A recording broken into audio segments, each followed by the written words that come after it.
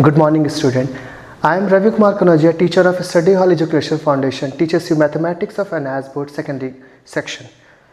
अगर हम बात करें तो लास्ट वीडियो की, तो हमने लास्ट वीडियो में भी यही पढ़ा था कि आपके जो थ्योरम थी दैट इज़ जो भी एंगल होता है सेम सेगमेंट पे वो इक्वल होगा। हमने उसको हमने प्रूव भी करके देखा था कि सेम सेगमेंट पे जो भी होता है एंगल वो आपके इक्वल होता है। ठीक है, उसके बाद हमने उससे पहले भी पढ़ा था कि angles in a semicircle वो राइट एंगल होता है, angle in the same segment of a circle are equal.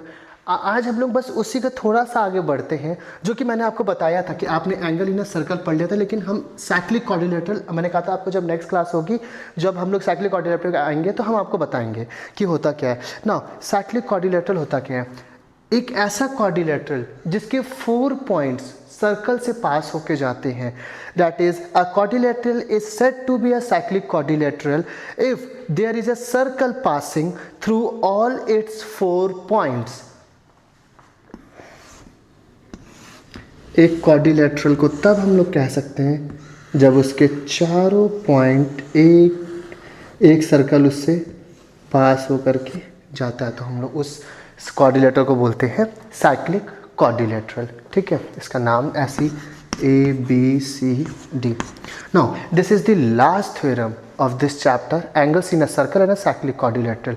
Basically अब जैसे आपको पता है कि अब मैं बोलूँ साइकिल, ये आपका सर्कल के अंदर जो साइक्लिक क्वाड्रिलेटरल बनता है इस पर भी एक थ्योरम बेस होती है, दैट इज कि जैसे आपने पढ़ा था ना कि अपोजिट एंगल इक्वल होते हैं, वैसे ही sum of the opposite angle of a cyclic quadrilateral is 180 degree.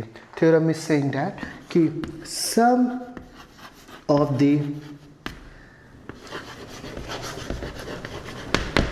opposite angles of a cyclic quadrilateral is 180 degree. Clear कि जो आपका अपोजिट होगा, sum of the opposite angles of a cyclic quadrilateral is 180 degree. Now अगर हम बात करें तो एक हिसाब से अगर आपको देखूं तो आपको प्रूफ क्या करना होगा, that is BAD plus BCD equal to ADC plus ABC equal to 180 degree. ये आपको प्रूफ करना है कि इनका जो सम होगा वो अपोजिट एंगल्स का जो सम होगा वो 180 डिग्री होगा। ठीक है, तो अगर आप याद करिए साइक्लिक क्वाड्रिलेटरल की प्रॉपर्टी आपको सारी याद आ रही होगी जो मैंने बताई थी। ठीक है, और अभी हमने जस्ट इससे पहले पढ़ी थी कि theorem that is angles in the same segment of a circle are equal. For example अगर हम डायगोनल को ज्वाइन कर लें, कंस्ट्रक्शन करना ही पड़ता है हम लोग को। ठीक है, अगर हमने कंस्ट्रक्शन में ये डायगोनल को ज्वाइन कर लिया तो आप कंस्ट्रक्शन में ये लिख सकते हैं that is join AC and AD। ठीक है, हमने सॉरी AD नहीं BD, हमने डायगोनल को ज्वाइन कर दिया। ना अब ये आपको याद रखिएगा, अब मैं आगे प्रूफ करता हूँ, देखिएगा।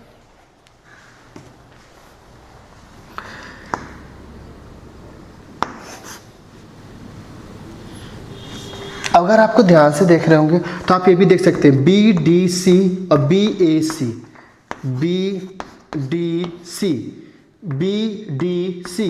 And BAC equal to BAC। आपको याद होगा क्यों? Angles in the same segment of a circle are equal. ठीक है, और दूसरा देख लेते हैं। कोशिश करेगा वो एंगल लेने की जो आपसे प्रूव, जो आपको ज़रूरत हो। ACB equal to ADB। ठीक है, आपको एक क्लियर हो रहा होगा। BDC BAC ये दोनों सेम सेगमेंट पे इसीलिए इक्वल है, and ACB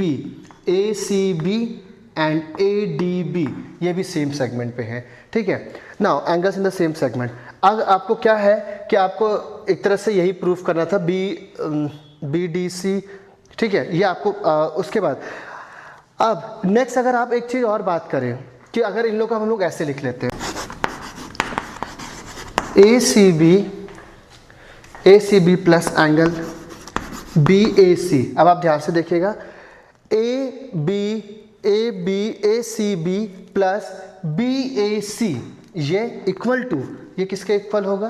that is ADB plus angle BDC। ADB and BDC, ठीक है। तो ये आपके किसके इक्वल हो जाएगा? ADC। तो आपके ये ADC इसके इक्वल हो जाएगा, ठीक है। फिर से बता रहा हूँ, देखिए आप लोगों को क्या लिखना था कि आपका ACB जो इक्वल होगा वो किसके इक्वल होगा? ADB के, एंड एंगल BDC इक्वल होगा BAC के। ये क्यों इक्वल होगा? यहाँ आप लिख सकते हैं, लिखना पड़ेगा, एक्चुअली बताना पड़ता है कि आप क्यों किस बेस पे इक्वल कर रहे हैं। Angles in the same segment of a circle are equal, ठीक है। Angles in the same segment of a circle are equal, ठीक है। अब आप इनको जब प्लस करेंगे तो आप ये लिखेंगे ना, ACB plus BAC plus ADB plus angle BDC। अगर आप इन दोनों का कॉम्बिनेशन देख रहे होंगे तो आपको ये दिख रहा होगा ADB प्लस BDC, ये मिलके कितना हो रहा है? ADC, ठीक है। तो हम इसको ऐसे भी लिख सकते हैं, angle ACB plus angle BAC plus equal to angle ADC, ठीक है। ADC लिख दिया। नाउ अब हम लोग क्या करेंगे, सब जगह दोनों side from the both side add कर देंगे किसको? एंगल ABC, इसको ऐड करते हैं। तो हम इसको इधर ऐड करेंगे तो होगा ACB plus BAC plus angle ABC equal to ADC plus angle ABC। अब ध्यान से देखिएगा, ACB ये, BAC ये, और ABC ये। अगर आपको ध्यान से दिख रहा होगा ये मैं अलग से फिगर बना के दिखाता हूं आपको।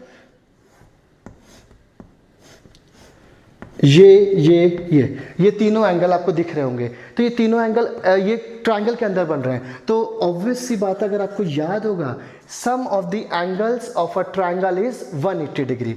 तो आप इन तीनों का एंगल कितना लिख सकते हैं? 180 डिग्री।